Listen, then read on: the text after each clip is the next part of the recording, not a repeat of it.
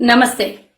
Hyderabad Lok Sabha BJP అభ్యర్థి అయినటువంటి మాధవి లత గారు అంటే వారి గురించి మాట్లాడొద్దు, కానీ మాట్లాడకపోతే తెలంగాణ ప్రజలకు తెలవాల్సినటువంటి విషయాలు కూడా తెలవకుండా పోతాయి. దాన్ని మూసేద్దాం, కప్పేద్దాం అనే ప్రయత్నం చేసినా కూడా మనం చెప్పకుండా ఉండకపోతే గనక నిజంగానే అన్యాయం చేసిన వాళ్ళం అవుతాం. కాబట్టి 2-3 ముక్కలు ఆవిడ గురించి చెప్పాలని నేను మీ ముందుకు వచ్చాను. మొదటగా ఈమె దేశం కోసం, ధర్మం కోసం, నీతి కోసం, నియమం కోసం, ధర్మం 4 కాళ్ళ మీద నడవాలి. లేదు అనంటే ఈరోజు హిందూ సమాజం చాలా బాగుపడాలి. ఇంకా ఎన్నెన్నో చాలా మాట్లాడింది. మొత్తం సోషల్ మీడియా కానివ్వండి, మొత్తం అన్ని ఛానళ్ళకి పెయిడ్ వీడియోలు, పెయిడ్ ఇంటర్వ్యూస్ ఇచ్చినటువంటి విషయం మనం చూసుకున్నాము. దాని విషయమే ఇప్పుడు లోక్సభ అభ్యర్థిగా ఉంది కాబట్టి ఒక రాజకీయ నాయకురాలుగా, ముందు లేదంటే మేమేమి వ్యతిరేకించే వాళ్ళం కాదు, దీని విషయంలో మాట్లాడే వాళ్ళం కాదు. ఇప్పుడు ఒక అభ్యర్థిగా తన సొంతంగా ఏదో డబ్బా కొట్టుకునే ప్రయత్నం చేసింది. ఆ డబ్బా కొట్టుకునే ప్రయత్నంలో తనకున్నటువంటి అసలైన నిజాల్ని 2-3 ముక్కల్లో నేను చెప్తాను.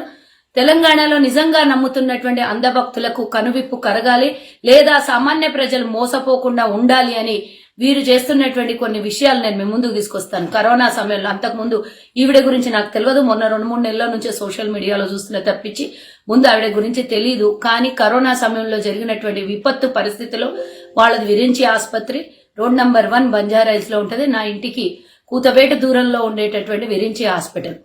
ఆ విరించి హాస్పిటల్లో ఈమె చాలా నీతులు చెప్తుంది కాబట్టి ఇవి నేను చెప్పాల్సి వస్తుంది. ప్రతి ఒక్క దగ్గర వైద్యం అన్నాక వికటించక మానదు, జరిగి తీరుతుంది. కొన్ని తప్పులు జరుగుతాయి, అందులో అనుమానమే లేదు. కానీ ఇక్కడ జరిగినటువంటిది ప్రతి 100 కేసుల్లో 50 మంది చనిపోయారు కరోనా సమయంలో.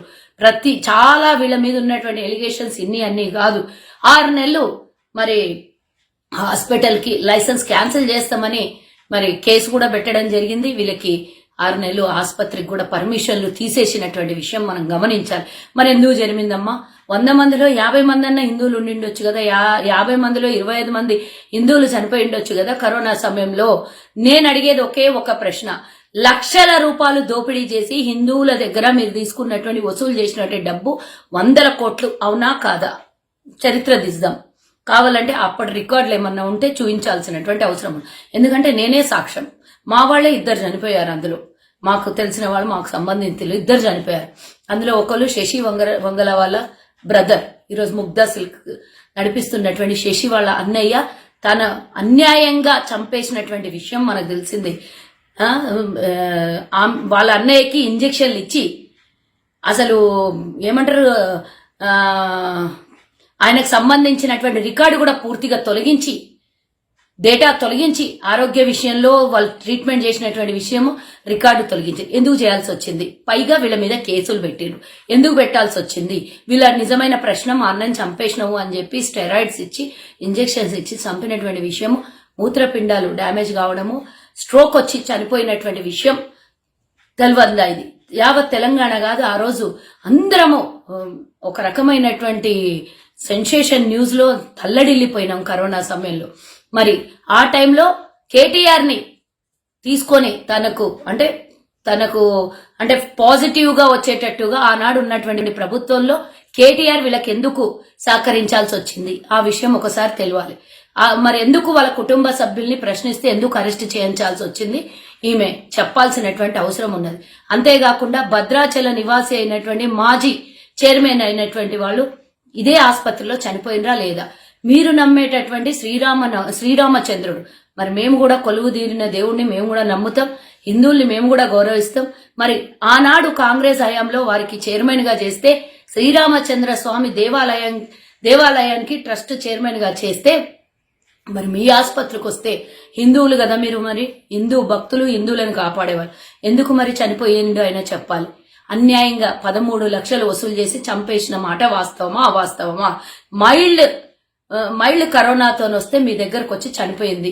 ఇలాంటివి ఎన్నో కేసులు నేను 2 ఎగ్జాంపుల్ చెప్పిన. ఒకటి శశి వంగల వాళ్ళ అన్నయ్య, ఒకటి భద్రాద్రి దేవాలయం మాజీ చైర్మన్ అయినటువంటి వ్యక్తి గురించి.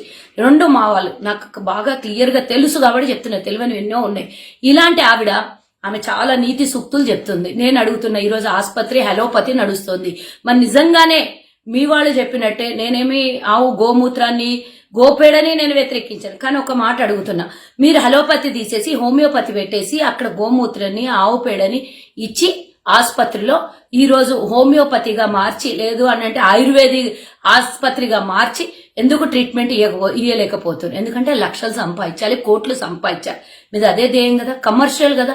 కమర్షియల్ గా ఉన్నటువంటి వ్యక్తి ఈ రోజు వచ్చి నీతులు సూక్తులు చెప్తే ఎవరైనా నమ్మే స్థితిలో ఉన్నారా? ఇవన్నీ నేను కళ్ళతో చూశాను కాబట్టి మీ ముందు లైవ్ ఎవిడెన్స్ గా నేను చెప్తున్నాను. ఇది ఒక్కటే కాదు, తన బిడ్డల కంట చదివిపియలేదంటే స్కూళ్ళకి పంపించలేదు. ఎందుకు? సమాజం మీద నమ్మకం లేకనా, లేకపోతే చదివించే బోధకుల మీద నమ్మకం లేకనా, తోటి విద్యార్థుల మీద నమ్మకం లేకనా, ఆడపిల్లలు అని అంటే గడప దాటొద్దనా? ఏం సనాతన ధర్మం చెప్తుంది ఆడపిల్లలను బయటికి వెళ్ళి చదివియొద్దంటుందా? మళ్ళీ ఐఐటీలో సీట్ సంపాదించిందంటే అప్పుడు పోవచ్చు. చిన్న పిల్లలు ఎల్కేజీ నుంచి 10th క్లాస్ వరకు చదివే పిల్లలు ఇంట్లోనే పెట్టి, అంటే నీలాగా నీకంటే డబ్బు ఉంది, అన్యాయంగా సంపాదించిన డబ్బు ఉంది, ఇంట్లో హోమ్ ట్యూషన్ పెట్టిస్తావు, హోమ్ స్కూలే ఏర్పాటు చేసుకోగలుగుతావు.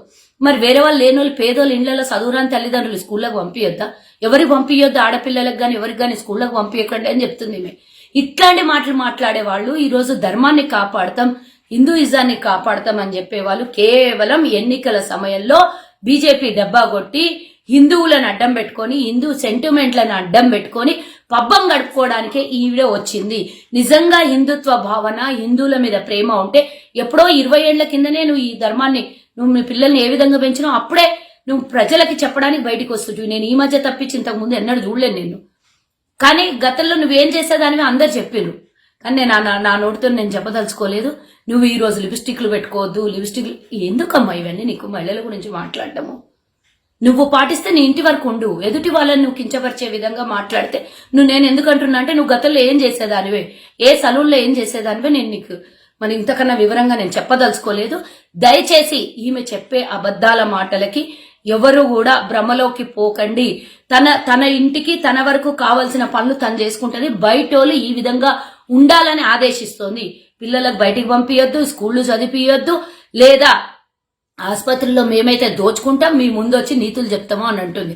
ఇలాంటి నీతులు చెప్పేవాళ్ళు నిజంగానే యోగులు, లేదు అనంటే ధర్మ రక్షకులు అంటే ఎలా నమ్ముతారో నాకు తెలియదు. నేనంటున్నా ఇమీడియట్ గా మనం అందరం వెళ్దాం, విరించి ఆసుపత్రిని మూయించేద్దాం. ఆసుపత్రి మీన్స్ హలోపతిని మూయించేద్దాం. వీళ్ళకి ముఖ్యంగా ధర్మాన్ని కాపాడే వాళ్ళైతే ఈ రోజు వాళ్ళు హలోపతి వదిలేసి హోమియోపతికి వెళ్ళాలి. ఆసుపత్రి అందరికీ సేవ చేయాలి. ఉచితంగా సేవ చేస్తావా, నార్మల్ ఫీజు పెట్టుకొని సేవ చేస్తావా, అది నాకు అనవసరము. కానీ ఇన్ని లక్షల రూపాయలు ఎవరి దగ్గర దోపిడీ చెయ్యొద్దు. మేమందరం కూడా మీ విరించి హాస్పిటల్కి వచ్చి అడుగుతాము అని చెప్తున్నా. ఇలాంటి దోపిడీ చేస్తే సామాన్య ప్రజల దగ్గర పిండి రక్తం పిండినట్ల పిండి కోట్ల రూపాయలు 4 తరాలకు సరిపోయేటంత సంపాదించింది ఈ కుటుంబం కాదా అని నేను అడుగుతున్నా.